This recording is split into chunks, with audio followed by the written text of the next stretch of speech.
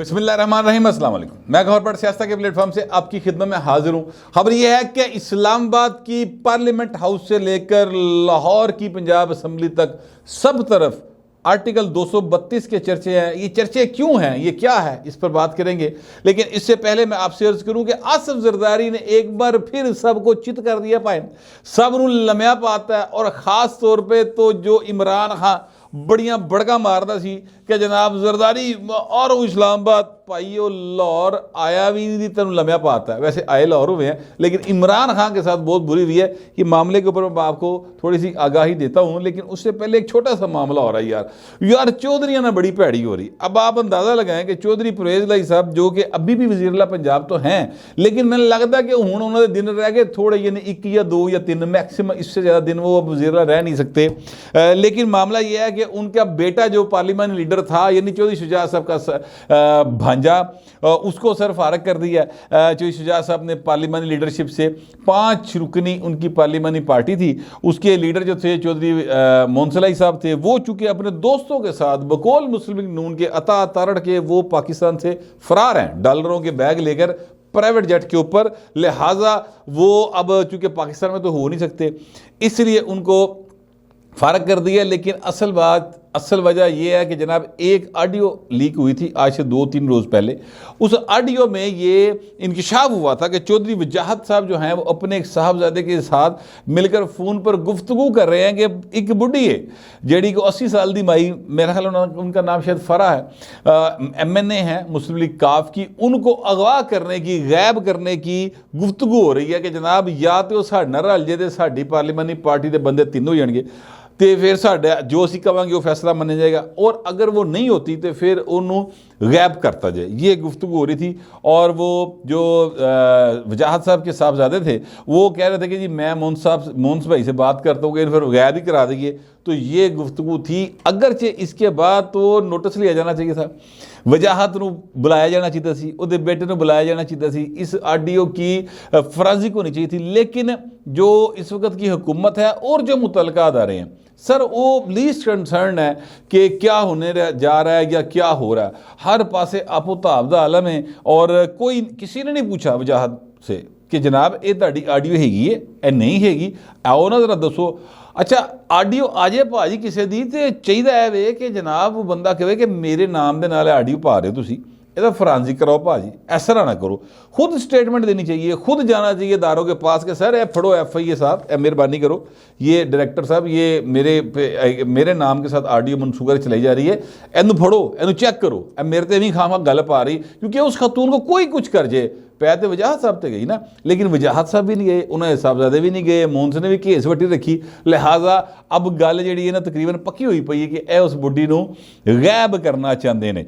अच्छा, लेकिन उसके बाद फिर हुआ ये कि जनाब पार्लियामेंट लीडरशिप से हटा के तारक बशीर चीमे को अब पार्लियामेंट लीडर बना दिया गया मुस्लिम लीग काफ का। लिहाजा हूँ वो बुढ़ी जी है और जेड़े मर्जी पासे जावे, वैसे वो नहीं जाएंगी किसी तरफ भी, जो शुजात साहब कहेंगे उनके साथ ही वो रहेंगी। लेकिन फ़र्ज़ करें कि अब जो पार्लियामेंट लीडर बाहर बैठा मोहन सलाई जो मर्जी कहता फिरे कि असी किनू इतमाद का वोट देना है, किन नहीं देना, अब वो मैटर नहीं करते। बल्कि अब अगर वो अपनी पार्लियामेंट्री पार्टी के हुक्म के खिलाफ जाएंगे तो पैन वो मैंबरशिप उन्होंने ख़त्म हो सकती, मतलब वो ना अहल हो सकते हैं हजूर, ठीक है, कम अज़ कम इस टन्योर के लिए, या वो डी सीट हो सकते हैं। वो सुप्रीम कोर्ट का 3 रुकनी बेंच का वो तरीही फैसला जिसकी वजह से चौधरी परवेज़ लाई जो है वो अदालती वज़ीर-ए-आला पंजाब बने, तो उसी फैसले पर अमल होगा। तो फिर भाईन घर बैठे होंगे, ये मामला जो है वो होगा, मैं आपको अभी बता रहा हूँ।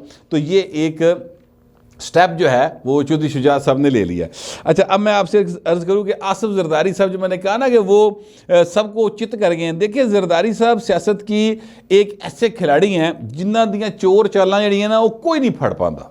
वो भाई साहब चुप करके दाल आके बैठे रहते हैं। जिस तरह आप युद्ध नोट करेंगे, जिस तरह चीता जो है ना वो इंतज़ार करता है अपने शिकार के नज़दीक आने का, और जिस तरह ही वो रेंज आता है तो वो पहली चीते की कोशिश होती है छाल मार के उन्होंने फड़ लवे, और अगर वो ना पकड़ा जाए तो फिर दौड़ होंगी भाई, फिर चीते को कहड़ा नस सकता है, चीता तो हिरन फड़ लेंदा भाई दौड़दा। तो जरदारी साहब इस तरह करैक्टर है। ये जो अपना क्या कहते हैं इमरान खान साहब हैं, ये बड़ी गल्लां करते सन। मैं जरदारी आ रहा हूँ उत्थे अपना सिंध में, ਉਹ ਭਾਈਜਾਨ ਸਿੰਧ ਦੇ ਰਿਜ਼ਲਟ ਦੇਖ ਕੇ ਤੁਸੀਂ मेरा ख्याल है कि छड़ दो, तुसी जमान पार्क जी ठीक हो, उत्थे ही बैठे रहो। जरदारी साहब ने ना एक चोर चाल लगाई हुई थी सर, और वो चोर चाल जो है वो, अच्छा ये मैं नेगेटिव सेंस में नहीं कह रहा, सियासत के अंदर ये सारा कुछ होता है और ये कोई गलत बात नहीं है, बंदा अपने टाइम का इंतज़ार करता है।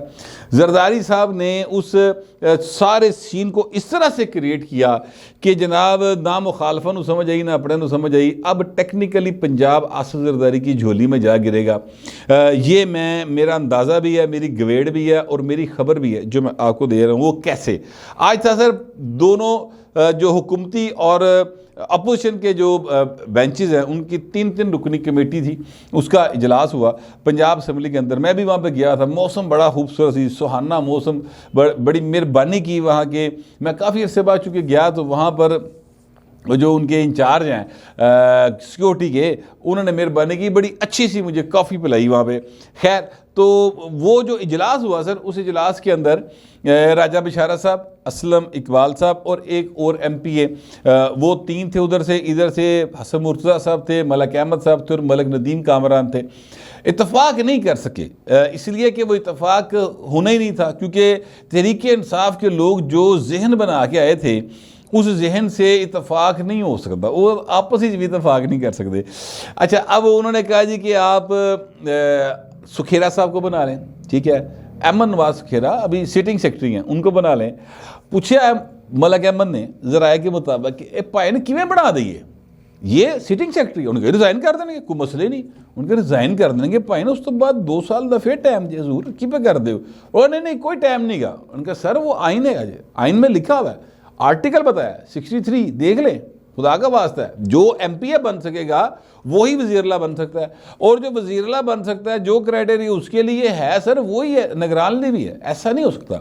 अच्छा, अब उसकी तशरीह जो है वो तहरीक इंसाफ वाले आइन अपना ना पाइन, वो तो जी मर्जी शायद जो मर्जी कर लेना। आर्टिकल 224A है, उसमें लिखा हुआ है कि किसी शख्स को वज़ीर-ए-आला पंजाब निगरान मुकर्रर किया जाएगा, किसी शख्स को, यानी आप पागलखाने तो बंदा फड़ो, उन्होंने आगे वज़ीर-ए-आला बना सकते हो, सवाल है मेरा। अच्छा, फिर क्या आप यानी फ़र्ज़ करें भारत के शहरी को वज़ीर-ए-आला बना सकते हैं? अफ़गानिस्तान तो बंदे बुला के वज़ीर-ए-आला बना सकते हो? नहीं बना सकते। तो इसके लिए आपको आइन की सेंस जो है ना उसके तहत चलना पड़ेगा, और आइन की सेंस बड़ी क्लियर है इसमें कि जो बंदा MPA बन सकता है वही बंदा वज़ीर-ए-आला पंजाब बन सकता है, बस सिंपल सी बात है, ठीक है। निगरान वज़ीर-ए-आला पंजाब की बात करो तो सर अहमद नवाज सुखेरा फारग हुआ, उसके बाद जनाब आ गए नवीद चीमा साहब। नवीद अकरम चीमा साहब चीफ सेक्रेटरी रहे हैं। अब राजा बिशारा साहब को वहाँ पर कहना ये था कि जनाब ही आपके चीफ सेक्रेटरी रहे हैं, तो हम तो आपके बंदे पे एतबार कर रहे हैं। वाह जी वाह, क्या बात है, बड़े भोले तुसी। मलक अहमद साहब ने बताया कि ये पहले चूँकि फेडरल गवर्नमेंट के एक अदारे के सरबरा के तौर पर रह चुके हैं, लिहाजा इनका टर्न्योर जो है वो भी उस हिसाब से पूरा नहीं होता था, टेक्निकली ये भी आउट है, ये भी नहीं बन सकते। उसके बाद आ जाते हैं जनाब आहद चीमा साहब। अब आहद चीमा के ऊपर भी ज़ाहिर है वही शिकल लगती है सर जो अहमद नवाज सुखेरे पे लगती, क्योंकि आहद चीमा साहब को भी 2 साल कंप्लीट नहीं हुए और मलक अहमद साहब ने इस बात को तस्लीम किया कि हाँ बिल्कुल ठीक बात है ये। अच्छा, अब बचया कौन भाई ना आ जाए हजूर, one and only Asif Zardari. Asif Zardari से मुराद है मोहसिन नकवी साहब सर, उनका पूरा नाम मोहसिन रज़ा नकवी, लेकिन उनके एक जो रिपोर्टर हैं सिटी 44 उनका चैनल है और लंदन को बड़ा वो कवर करते हैं, क्योंकि ज़ाहिर है पाकिस्तान की सियासत बहुत अनफॉर्चुनेट है, लेकिन लंदन से बहुत ज़्यादा खबरें आती हैं। मियाँ नवाज शरीफ साहब वहाँ पर बैठे हुए हैं, पहले बेनज़ीर साहबा हुआ करती थी, अल्ताफ भाई वहाँ बैठा हुआ है, तो लंदन का लाहौर के नाल भाई ने कनैक्शन जड़ा ना वो मुकड़ते नहीं आ रहा, प्री पार्टीशन भी थे, पार्टीशन तो बाद ही, ये एक अनफॉर्चुनेट बात है, लेकिन बल है ऐसा ही। तो मोहसिन रज़ा नकवी साहब के वहाँ पर एक रिपोर्टर थे, उन्होंने पूछा मियाँ नवाज शरीफ से कि मियाँ साहब वो मोहसिन नकवी साहब जो हैं वो बड़े ईमानदार, कभी हमेशा हक और सच का साथ देने वाले हैं, उनको निगरान वज़ीर-ए-आला के लिए नामजद किया गया है, आप क्या कहते हैं? तो मियाँ नवाज शरीफ ने बड़े भोले जे मुँह ना क्या, उन्हें कहा कौन मोहसिन नकवी? तो मतलब वो बंदा जो रिपोर्टर मोहसिन नकवी की खुशामद के चक्कर में नौकरी पक्की कर रहे थे, बेसिकली उन्होंने मोहसिन नकवी की बिस्ती जी कराती, क्योंकि बात यह है कि यार अक्ल होनी चाहिए तेनों, मियाँ नवाज शरीफ दे सामने खलो के किसी होर दी तारीफ कर रहे हैं। एक ऐसे बंदे की तारीफ करो जो उनके भतीजे की रिकमेंडेशन पर निगरान वज़ीर के तौर पे जा रहा है, और आप बता रहे हैं कि मोहसिन नकवी हमेशा हक ते खलोता रहा। और भाई ना मियाँ नवाज शरीफ हमेशा हक ते खलोता रहा। अब आप मियाँ नवाज शरीफ के मुकाबले पे किसी और का कद तो ऊपर ना करें, वो भी मियाँ साहब के मुंह के सामने, लिहाजा ऐसा तो नहीं होगा। तो मियाँ साहब ने बड़े भोले जे मुंह देने लगे था कौन मोहसिन रज़ा नकवी, तो उन्हें कहा जी वो निगरान वज़ीर के लिए नाम गया जी, वो पंजाब को उन्होंने कहा अच्छा हाँ ठीक है, सही नाम दे दिया, सही नाम दे दिया। तो मियाँ साहब ने बड़े तरीके से बता दिया कि बाबू जी एडा नहीं फ्री होने का, ठीक है।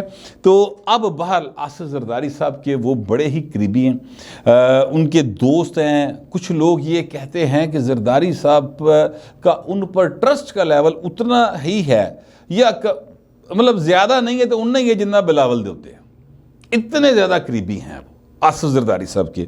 अच्छा, उन्होंने कभी जरदारी साहब का ट्रस्ट लेवल ख़राब भी नहीं किया। फ्रैंकली जरदारी साहब ने ट्रस्ट किया तो भाई पूरा भी उतरे, ऐसा नहीं है कि वो नहीं उतरे। अच्छा, अब वो जनाब आ गए हैं, अब उनके अलावा बंदा कोई नहीं।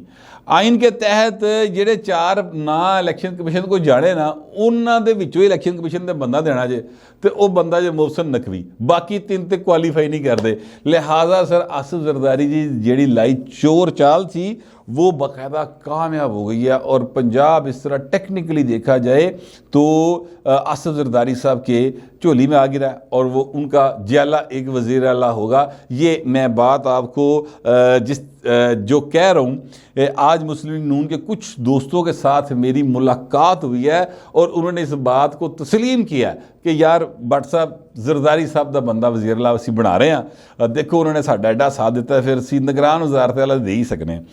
अच्छा, मैं आपसे अर्ज़ करूँ कि आर्टिकल 232 जो है ना, ये डिस्कस हो रहा है सर, लाहौर की पंजाब असम्बली की राहदारियों से लेकर वो ऐवान बाला सेनेट और कौमी असम्बली की राहदारियों तक आर्टिकल 232 डिस्कस हो रहा है। ये आर्टिकल किसको डील करता है? ये करता है हंगामी हालत को, यानी जंग की सूरत हाल को ऐसी बन जाए। अच्छा, एक और आर्टिकल भी है, वो आर्टिकल 235 है, लेकिन वो माली हंगामी हालत को करता है। ये जो हंगामी हालत है ना, ये आर्टिकल 232 की, ये बहुत ज़ेर बहस है। लोगों का इस बात पर तकरीबन यकीन हो गया है, तकरीबन यकीन, कि ये जो अब सेटअप पंजाब के अंदर आ रहा है निगरान, ये सर 3 महीने नहीं आ रहा। लोग ये समझ रहे हैं, लोगों का ये कहना है, और ये बात कोई मैं आपसे अर्ज करूँ कोई हारी सारी बंदा नहीं कह रहा, ये पार्लियामेंटेरियंस ये बात कर रहे हैं, और मुस्लिम लीग नून के भी कर रहे हैं, तहरीक इंसाफ के भी कर रहे हैं कि सर ये 3 महीने का काम नहीं जाएगा। अब जो सेटअप आ रहा है या आएगा, वो सर 3 महीने में पहली बात तो ये है कि इलेक्शन करवा ही नहीं सकेगा, इसलिए कि इसको चैलेंज करने का ऐलान कर दिया परवेज़ लाई साहब ने। वो चैलेंज वाले पासे टुर पेगा, काम वो लम्बा होता जाएगा। अच्छा, अगर वो चैलेंज नहीं भी करेंगे तो यहाँ पर चल रहे होंगे रमज़ान मुबारक में इलेक्शन करना वैसे काफ़ी मुश्किल काम हो जाता है। ऐसे एक दफ़ा 1997 में हुए थे, लेकिन रोला पै गया उन्होंने इलेक्शन होते, मगर उस बात को छोड़ देते हैं। मगर मैं कहना चाहता हूँ कि वो मामला जो है अब आगे बढ़ेगा, तो उम्मीद ये की जा रही है कि आर्टिकल 232 का क्लास है 6, जिसके तहत जो जनरल इंतखाबात हैं या असम्बली की मुद्दत जो है वो 1 साल तक बढ़ाई जा सकती है। एक टाइम में 6 महीने के लिए बढ़ाएंगे, दूसरे टाइम में फिर 6 महीने के लिए बढ़ाएंगे। ये बात जो है बिल्कुल हर MPA जड़ा हुण साबक हो गया वो भी कर रहा है। आज पंजाब असम्बली में मैं जब गया तो वहाँ पर मेरे साथ ये बात बाकायदा ये लोगों ने की, और ये जो 6 लोग आए थे, इसके अलावा भी कुछ MPAs वहाँ पर मौजूद थे, और इन 6 में से भी 2 जने ने मैंने की कैस पासे था, कैस पासे था, नाम नहीं मैं लेने, कि ये सेटअप जो है ये नहीं आ रहा। इसी तरह इस्लामाबाद में मेरी बात हुई वहाँ पर कुछ दोस्तों के साथ, तो उन्होंने बताया कि जे इतने भी ये गल्लां हो रही हैं कि भाई ने काम अगे बढ़ रहा है और चीज़ें कंट्रोल में नहीं रह रही, संभाली नहीं जा रही। अच्छा, एक साहब हैं, उन्होंने मुझसे कहा, नाम उन्होंने मुझे नहीं मना किया, लेकिन मैं फिर भी, चूँकि मैंने उनसे पूछा नहीं था इसलिए मैं नाम नहीं लेता, उन्होंने कहा भट्ट साहब हालात बहुत ज़्यादा ख़राब हो रहे हैं और फाइनेंशियल मामलात गड़बड़ हैं, IMF के पास जाना पड़ेगा। IMF कहता है 300-350 अरब का ना नवे टैक्स ला दो, तो चीज़ा जी ना वो अल्लाह खैर करे काबू च नहीं आ रही। ये उनकी स्टेटमेंट थी। इमरान खान रोज़ ही क्या छड़ता है, श्रीलंका बढ़न जा रहा है, श्रीलंका बढ़न जा रहा है, ਉਹਦੇ ਤੇ ਮੂੰਹ ਚੋਂ कभी कोई चंगी गल निकली नहीं पाकिस्तान ਲਈ। वो तो हमेशा मतलब बंदा यार जे बोले ही है तो कोई चंगी गल बोल रहा, ये कह दो कि अल्लाह करे यार पाकिस्तान तरक्की करे, पाकिस्तान चाइना बने तरक्की के अतबार से, पाकिस्तान जनाब अमरीका बने तरक्की के अतबार से, तो उठना श्रीलंका मना लेना सानू पड़े, कमाल करी जाना। बाहर वो चूँकि जिस तरह की सोच है ना, इंतशार फैलाने की सोच है ना, अनरेस्ट रखना है बस, उसलिए वो बात करते हैं। तो आर्टिकल 232 के 232 के बड़े चर्चे हैं भाई, और पता नहीं मैं वैसे आपस की बात है ये समझता हूँ कि इंतखाबात 90 दिन के अंदर होने चाहिए। पंजाब के अंदर भी KP में जो ज़ाहिर है कि अभी वहाँ पर निगरान दौर नहीं आया, और वहाँ पे वज़ीरला जड़ा वो किसी ना मुँह नहीं ला रहा, किसी ना लिफ्ट नहीं करा रहा, दूजे पास से भी वही रवैया, तो वो फिर इलेक्शन कमीशन ज़ाहिर डिसाइड करेगा वहाँ पर भी जो होगा।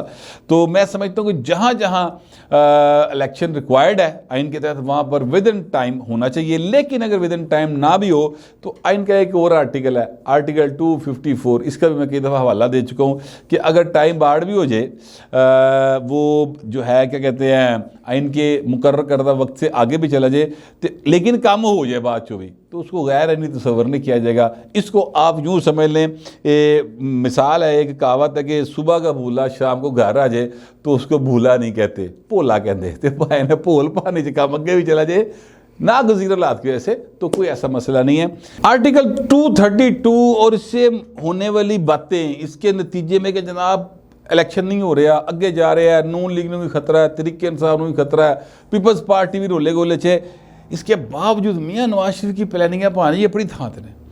वहाँ पर जो फैसला हुआ है वो पहले मैं आपको बता चुका हूँ, काफ़ी सब पुरानी बात है, लेकिन हुण बाज़ाब्ता सुना हो गया, और वो ये है कि मरियम नवाज शरीफ साहबा जो हैं, जब भी पंजाब में इलेक्शन होगा वो इलेक्शन कंटेस्ट करेगी, और अगली वज़ीर-ए-आला पंजाब की उम्मीदवार जो है नून लीग की तरफ से वो मरियम नवाज होंगी। तो सर ये एक ऐसी चेंज होगी जिसके नतीजे में नून लीग का जो वर्कर है वो चार्ज हो जाएगा। जैसे ही खबर आई है आप सुनेंगे, जेड़ा नून लीग गया पाए उन्होंने कहना बिल्कुल ज़बरदस्त हो गया, उसे उन्होंने आवाज़ा मारनी शुरू कर देनी है, तेरी आवाज़ मेरी आवाज़ मरियम नवाज, ये नून लीग वाले आवाज़ा मार दे, नारे लगाते हैं। लेकिन मैं कहना ये चाहता हूँ कि जो सियासी जमातें होती हैं, जिनको ये समझ होती है कि यार हालात कभी भी किसी वक्त पलटा खा सकते हैं, वो अपनी तैयारी पूरी रख दी हैं। इमरान खान की तरह नहीं बैठे रहते हैं जी, हर वाले इंतशार फैलाने लिए अपनी पॉजिटिव चीज़ों को वो सामने रख कर लेकर आगे चलते हैं। और मरियम नवाज़ का नाम जो है मेरे ज़राए के मुताबिक मीटिंग में डिसाइड हो गया है, अगली वज़ीर-ए-आला पंजाब ए होएगी। अब देखिए जिसलिए इलेक्शन होएगा तो फिर पता लगेगा की बनता है, मगर है कि जो कुछ भी हो रहा है वो उस सारे अगर आप रोले वोले देखो तो इमरान खान जड़ा ना वो मायूसी दी अथाह गहराइयां च गया जे, तो मुस्लिम लीग नून नू होप नज़र आ रही है। आसिफ जरदारी पंजाब एक तरीके से जीत के बैठे हुए हैं, लेकिन आर्टिकल 232 की जो चैम गई है ना पाइन, वो भी नाल चल रही हैं। मेरे पास जितनी इस वक्त तक की इन्फॉर्मेशन थी वो मैंने आपसे शेयर कर ली है। आप दोस्तों से दरख्वास्त यह है, कमेंट ज़रूर कीजिएगा मगर ज़रा तहजीब के साथ। फिर वक्त इतना ही, मिलते अगले व्लॉग।